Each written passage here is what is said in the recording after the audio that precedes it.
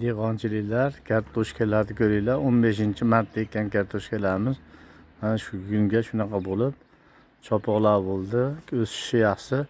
Unga suv berib bo'lmaydi. Mana faqat chopoq qilinadi. Mana 2-marta qum tortyapmiz tagiga. Kartoshkalar o'zi shu holatga keldi. Mana bu yerlarga urug'lar bilan pomidorlar qadadik. Karamlar ekkanmiz. Mana bu yerlarga. Mana qolgan joylarga urug'lar qadab bo'ldik, xudo xolasa. Hammasi yaxshi bo'lyapti. Mana behi gullab qoldi. Mana sekin ko'rib kelsak, mana yerga karam ekkanmiz. Mana karamlar 2 xil gul karamlar, oddiy karam.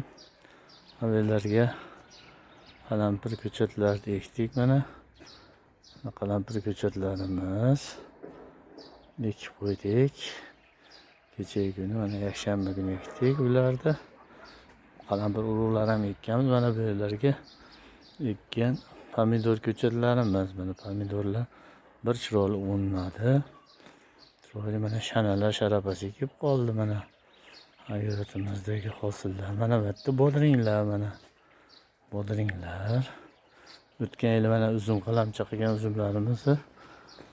Mana ko'rsak, mana shu holatga keldi. Mana o'tgan yil qalamcha qilib kishmishdan qiluvdik, kishmish uzumlardan. Mana bu bodringlar, mana bodringlar. Bodring ko'chatlarimiz, qalampirlar, mana bodringlar. Ro'y o'rnagan. Mana kartoshkalar mana yondan ko'rishimiz mumkin.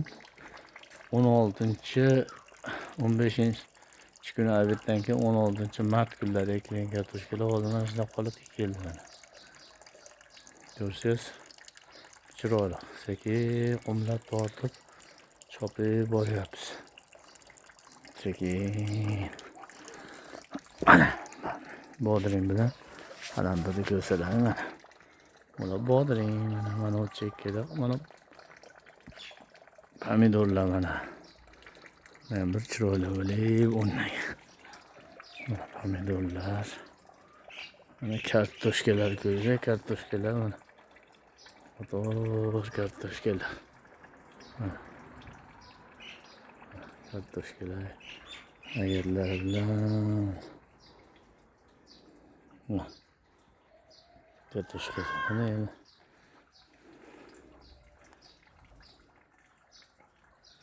kartoshkalar mana kartoshkalar. Avval chop qo'yganmiz mana kartoshkalar. Kartoshkalar shu holatga keldi mana.